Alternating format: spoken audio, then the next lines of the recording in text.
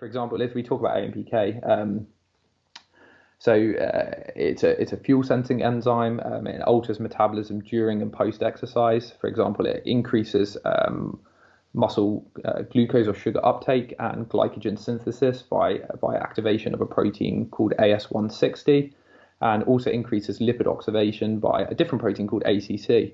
So all these different pathways going on, and you have different proteins triggering different pathways, and in a manner that's kind of sensitive to in our conversation the nutrient status as well. With endurance type exercise, which again, this is what we're talking about here, running and cycling, you're always going to be burning a mixture of carbohydrates and fat as a fuel. And since at least 1920, there was a nice study by Croft and Linhard, with the first authors in 1920. We have known that meal timing, so when you eat in relation to exercise, alters metabolism. With running and cycling exercise, in the fasted state, there is an increase in fat oxidation and a decrease in carbohydrate oxidation. So when we eat breakfast prior to exercise, you get this increase in carbohydrate oxidation, and that's coming from an increase in blood glucose, but also muscle glycogen. Some studies have shown a muscle glycogen sparing effect with carbohydrate ingestion before and during exercise, but with modest doses of carbohydrate, which is what we're talking about here, that doesn't always seem to be the case. And so for clarity, when I'm talking here, I'm mainly referring to endurance type exercise at around about 40 to 60% VO2 max.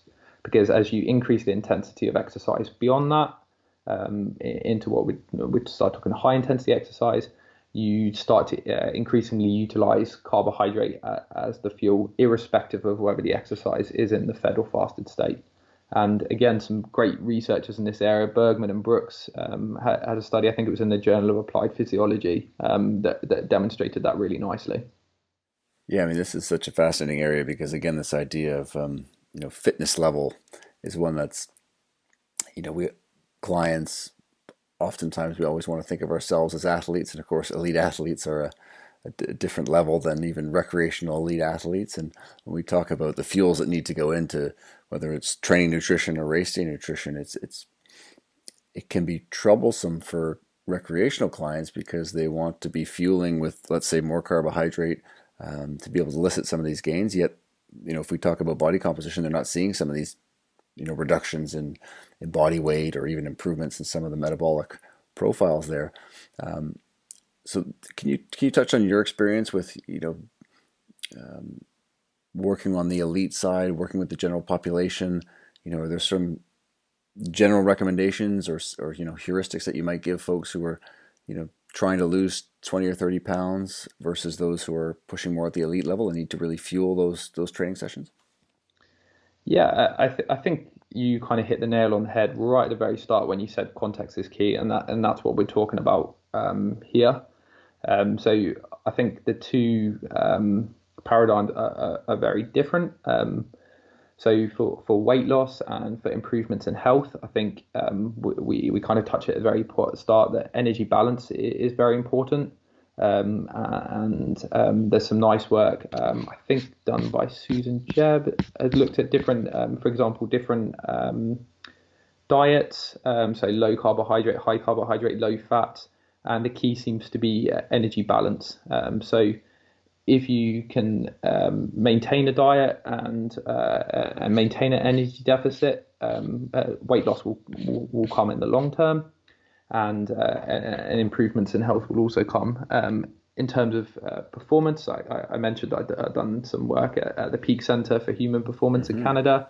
So I worked a little bit with, in that context, it was with aspiring ice hockey athletes, but also some endurance athletes. And again, I think it's context. So if we're talking about long distance or high intensity performance, then certainly your fueling would be different to if you're going out for a 30 to 40 minute jog and your aim is just to recreationally run or cycle to improve your health. And there, I think we can start thinking about the demands of each session, which I think is the key really to knowing and to having an awareness of if your session is going to be greater than 2 hours, you might start seeing muscle glycogen depletion. So it's important to think about carbohydrate fueling. if the session is going to be high intensity, again, you might want to think about some carbohydrate fueling. But if you're just going for a run or a cycle and you're trying to improve your health, then glycogen depletion at moderate intensity exercise, where you might get muscle glycogen depletion leading to fatigue, that's not going to happen for a couple of hours. So your body can perform in this moderate intensity zone in the fasted state. So I'll kind of touch in a second here. You might get some enhanced adaptations from performing that session in a fasted state.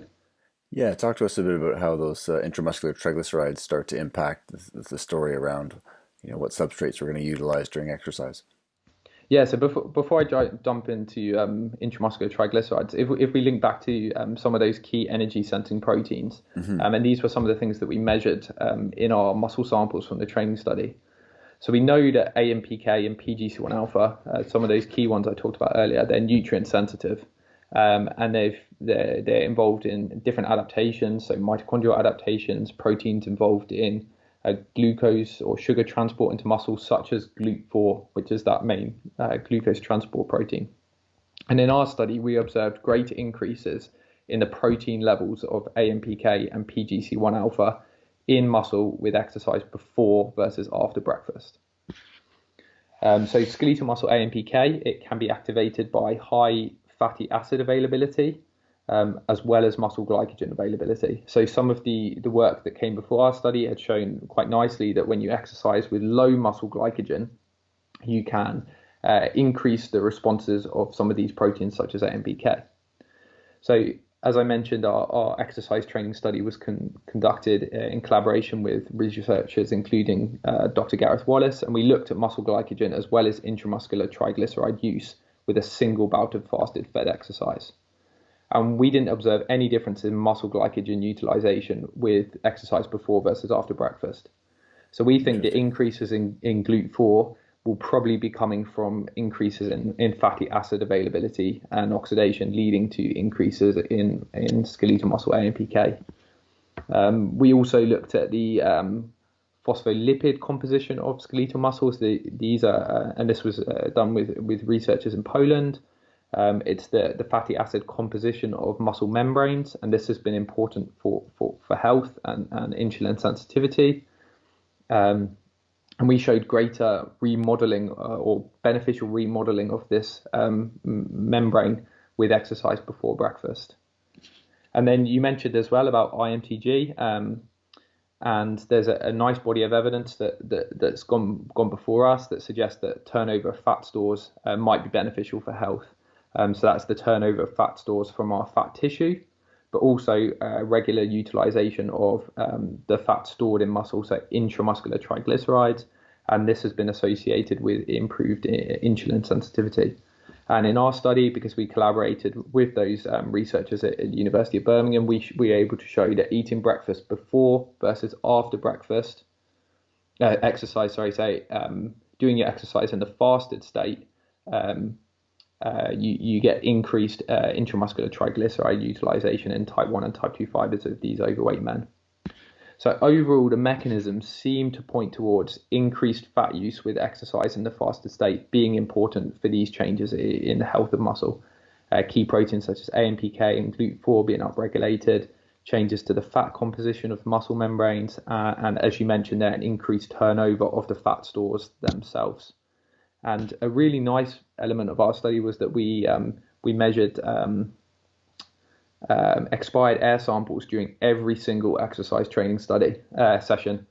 So we collected something called Douglas bags, and we looked at the composition of those bags, and we were able to work out energy expenditure and carbohydrate and fat use during every single session.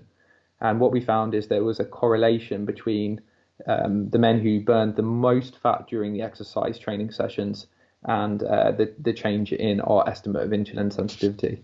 So it again supports that idea that there's still a lot more mechanistic work to be done. It's a really exciting area, but the evidence from our study certainly points towards the burning more fat during exercise may hold the benefit to unlocking some of these health benefits.